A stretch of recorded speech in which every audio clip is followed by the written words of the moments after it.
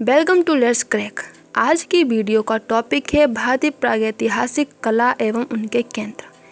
देखिए, वीडियो में क्वेश्चंस की तरफ बढ़ने से पहले आपको कुछ बेसिक जानकारी पता होनी चाहिए। तो देखिए, जब भी मानव ने अपने आंखें खोली होंगी तो प्राकृतिक वातावरण को देखकर काफ़ी आनंदित हुआ होगा। देखिए, कला और मानव का काफ़ी घनिष्ठ संबंध रहा है। तब उसने अपने जीवन यापन करने के लिए, चाहे वर्षा ऋतु हो, चाहे शीत ऋतु हो, चाहे गर्मी हो, इन सब से बचने के लिए गुफाओं का सहारा लिया था। ऐसा माना गया है और ऐसा हुआ भी था। और उसने अपने पेट को भरने के लिए पशुओं का जो है शिकार किया, जिसको आखेट कहते हैं। और इन सब का करने से उसके मन में कुछ भावनाएं उत्पन्न हुई, जिसको उसने अपने जो शिकार के करने वाले हथियार थे उनके माध्यम से गुफाओं की दीवारों पर उकेरा, जिसको आज हम कला के अंतर्गत पढ़ते हैं। तो देखिए, सबसे पहला फैक्ट ये है कि भारत में सर्वप्रथम ब्रुसफुट नामक विद्वान ने पाषाण युग के औजार की खोज मद्रास के निकट पल्लावरम नामक स्थान पर की थी। नेक्स्ट फैक्ट ये है, या पॉइंट कह सकते हैं आप, कि विद्वानों ने पाषाण युग को 3 भागों में विभाजित किया है: पूर्व पाषाण, मध्य पाषाण और उत्तर पाषाण। ठीक है। नेक्स्ट ये है कि मध्य प्रदेश के कुछ क्षेत्र हैं जहाँ पर ऐसे चित्र प्राप्त हुए हैं। पहला है पंचमढ़ी।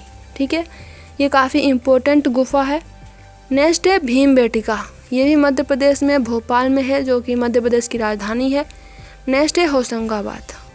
ठीक है, ये पंचमढ़ी से 45 मील दूर नर्मदा नदी के तट पर स्थित है और ये भी मध्य प्रदेश में ही है। नेक्स्ट है सिंघनपुर, ये भी काफ़ी इम्पोर्टेंट है।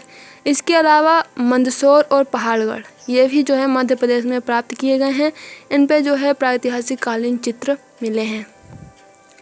इसके अलावा उत्तर प्रदेश में भी कुछ क्षेत्र हैं, जैसे कि मिर्ज़ापुर और मानिकपुर, ये इम्पोर्टेंट है। इसके अलावा जो हरनी हरन है बहुत ज़्यादा इम्पोर्टेंट है। हरनी हरन में काफ़ी इम्पोर्टेंट चित्र प्राप्त हुए हैं और इसकी खोज 1883 ईस्वी में कार्लाइल ने की थी। तो अब शुरू करते हैं क्वेश्चन। पहला क्वेश्चन ये है कि इस समय मनुष्य विशेष रूप से पाषाण यानी पत्थर, लकड़ी तथा मिट्टी का ही प्रयोग करता था। अतः विद्वानों ने इस समय को किसका नाम दिया? ठीक है, किस युग का नाम दिया? तो इस युग का नाम दिया है पाषाण युग, यानी कि पत्थर युग कह सकते हैं, पाषाण युग। उन्होंने ऐसा इसलिए कहा क्योंकि इस समय ज़्यादातर वो लोग पत्थर का ही प्रयोग करते थे। नेक्स्ट, प्रगति के आधार पर पाषाण युग को प्रमुख रूप से कितने भागों में विभाजित किया जा सकता है? तो अभी मैंने आपको बताया 3 भाग हैं और वो भाग हैं पूर्व पाषाण, मध्य पाषाण और उत्तर पाषाण। नेक्स्ट, उत्तर पाषाण काल में किस समय तक की चित्रकला का अध्ययन किया जाता है? तो इसका आंसर है 10,000 ईस्वी पूर्व से लेकर 5,000 ईस्वी पूर्व तक। नेक्स्ट, मानव सभ्यता में मिट्टी के बर्तन किस युग में बनने प्रारंभ हो गए थे? तो इसका आंसर है मध्य पाषाण काल, और मध्य पाषाण काल की समय सीमा थी 25,000 ईस्वी पूर्व से 10,000 ईस्वी पूर्व तक। नेक्स्ट क्वेश्चन है, भारत में सर्वप्रथम ब्रुसफुट नामक विद्वान ने पाषाण युग के औजार की खोज किस स्थान से की थी? तो इसका आंसर है पल्लावरम में, और ये मद्रास में पड़ता है। नेक्स्ट, 1936 ईस्वी में पंचमढ़ी के चित्रों पर एक लेख किसने प्रकाशित किया? तो इसका आंसर है D.H. गार्डन ने। किसने? D.H. गार्डन ने। नेक्स्ट, कार्लाइल और जॉन कॉकबर्न ने 1880 ईस्वी में भारत में किस स्थान से शिला चित्र प्राप्त किए थे? तो इसका आंसर है मिर्ज़ापुर से। कहाँ से? मिर्ज़ापुर से। नेक्स्ट क्वेश्चन है, बुंदनी तथा रहेली का नाम किस चित्रकला के लिए प्रस्तुत किया गया? तो इसका आंसर है प्रागैतिहासिक कला के लिए, और यह नाम डॉक्टर जगदीश गुप्ता ने पेश किया था। नेक्स्ट, विशालकाय बकरी का चित्र किस गुफा में प्राप्त हुआ है? तो इसका आंसर है बनियाबेरी। नेक्स्ट काफ़ी इंपॉर्टेंट क्वेश्चन है, मांडा देव गुफा की छत पर किसका दृश्य अंकित है? तो इसका आंसर है शेर के आखेट का। आखेट का मतलब होता है शिकार। ठीक है, तो शेर के आखेट का, कुछ लोग हैं जो शेर का शिकार करते हैं, ऐसा मांडा देव की गुफा में दृश्य अंकित है। नेक्स्ट है, घोड़मंगर नामक गुफा कहाँ है? तो यह है मिर्ज़ापुर की पहाड़ियों में। नेक्स्ट, प्रागैतिहासिक चित्रकला के लिए बुंदनी तथा रेहली का नाम किस विद्वान ने प्रस्तुत किया था? तो मैंने पहले ही आपको बताया कि ये नाम प्रस्तुत किया है जगदीश गुप्त, डॉक्टर जगदीश गुप्त। नेक्स्ट, वन देवी का चित्र कहाँ प्राप्त हुआ है? तो इसका आंसर है होशंगाबाद में। कहाँ? होशंगाबाद में। नेक्स्ट है, विद्वानों के अनुसार भीमबेटका के शैल चित्रों का कालक्रम है? तो इसका आंसर है 8000 ईस्वी पूर्व से 1500 ईस्वी पूर्व तक। नेक्स्ट, भीमबेटका गुफाएं किस प्रदेश में स्थित हैं? तो इसका आंसर है मध्य प्रदेश में।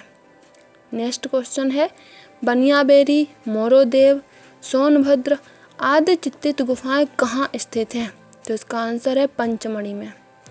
नेक्स्ट, कोहबर, भरडरिया, रोंप आदि चित्रित गुफाएं कहाँ स्थित हैं? देखिए, गुफाएं काफ़ी इंपॉर्टेंट हैं क्योंकि जो पाषाणकालीन मानव था वो गुफाओं में ही रहता था, तो ये आपको ध्यान में रखनी है। जितनी भी गुफाएं हैं, कोहबर, भरडरिया, रोंप, ये सब गुफाएं हैं उत्तर प्रदेश में। नेक्स्ट क्वेश्चन है, दक्षिण भारत में किस स्थान पर शैल चित्र प्राप्त हुए हैं? तो इसका आंसर है बेलारी। नेक्स्ट, सिंघनपुर के चित्रों की खोज डब्ल्यू एंडरसन ने किस सन में की थी? तो इसका आंसर है 1910 में की थी। कब की थी? 1910 में। नेक्स्ट क्वेश्चन है, सुप्रसिद्ध जिराफ ग्रुप का चित्र कहाँ से प्राप्त हुआ है? तो इसका आंसर है आजमगढ़ से। नेक्स्ट, उदयगिरी, नीलगिरी और खंडगिरी गुफाएं कहाँ स्थित हैं? तो इसका आंसर भुवनेश्वर में। नेक्स्ट, भारतीय चित्रकला का प्रादुर्भाव हुआ है? तो इसका आंसर है शिला चित्रों से। नेक्स्ट क्वेश्चन है, प्रागैतिहासिक काल के चित्रों में सबसे अधिक चित्र किस प्रकार के मिले हैं? तो इसका आंसर है आखेट के चित्र। देखिए, उस समय शिकार करते थे वो लोग और शिकार करके ही अपना भरण पोषण करते थे, तो जितने भी चित्र हैं वो आखेट के ही चित्र मिले हैं लगभग। नेक्स्ट क्वेश्चन है, D.S. गार्डन ने पंचमढ़ी के चित्रों के संबंध में एक लेख कब प्रकाशित किया? तो इसका आंसर है 1936 में। कब? 1936 में उन्होंने अपना एक लेख प्रकाशित किया था जो कि पंचमढ़ी चित्रों के संबंध में था। नेक्स्ट है, प्रागैतिहासिक कालीन शैल चित्रों की सर्वाधिक गुफाएं भारत के किस स्थान में प्राप्त हुई हैं? तो इसका आंसर है भीमबेटका। देखिए, ये भीमबेटका काफ़ी इंपॉर्टेंट है और भीमबेटका के लिए मैं एक वीडियो अलग से बनाऊंगी जिसमें भीमबेटका से संबंधित जितनी भी जानकारी होगी उसमें कवर करेंगे, ताकि इस वीडियो में नहीं बता सकते क्योंकि वीडियो काफ़ी लंबी हो जाएगी। नेक्स्ट क्वेश्चन है, पंचमढ़ी में 5 गुफाएं काटकर बनाई गई हैं जिनके बारे में मान्यता है? तो इसके बारे में मान्यता है कि पांडवों के वनवासकालीन निवास स्थान, ऐसा कहा गया है कि जो ये गुफा काट कर बनाई गई है ये पांडवों को जो वनवास दिया गया था ये उसका निवास स्थान रही होगी। नेक्स्ट है, दक्षिण भारत में वायनाड के एडकल की गुफाओं में किस तरह के चिन्ह प्राप्त हुए हैं? तो इसका आंसर है ये सभी। कौन कौन से? स्वास्तिक, सूर्य, चौखुटे खाने। देखिए, स्वास्तिक आपने देखा होगा वो शुभ लाभ की तरह बना होता है, आपका इमेज में देख सकते हैं, ये स्वास्तिक है। इसके अलावा सूर्य का और चौखुटे खाने यानी जो चौकोर खाने होते हैं, ये सभी चित्र मिले हैं।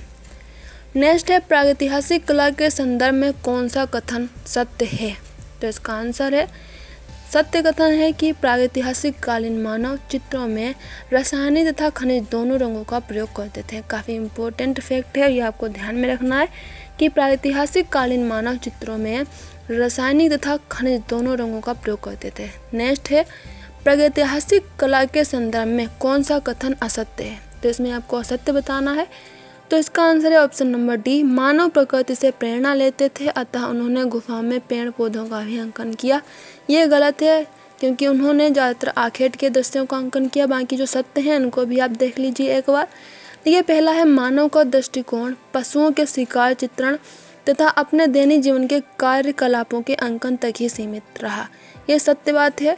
नेक्स्ट सत्य फैक्ट ये है कि मानव जादू टोने में यकीन करते थे, ऐसा गुफाओं के चित्रों से अंदाजा लगाया है विद्वानों ने, अतः उन्होंने जादू टोने के प्रतीक चिन्हों को भी अंकित किया है।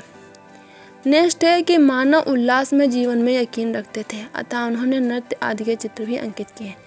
तो इस वीडियो में बस इतना ही। मिलेंगे नेक्स्ट वीडियो में नए टॉपिक के साथ। तब तक पढ़ते रहिए, हंसते रहिए, मुस्कुराते रहिए। और कोरोना वायरस काफ़ी चल रहा है तो घर में रहिए और सेफ्टी बनाए रहिए, मास्क पहनते रहिए और ये भी ध्यान रखिए कि 2 गज दूरी बहुत ज़रूरी है।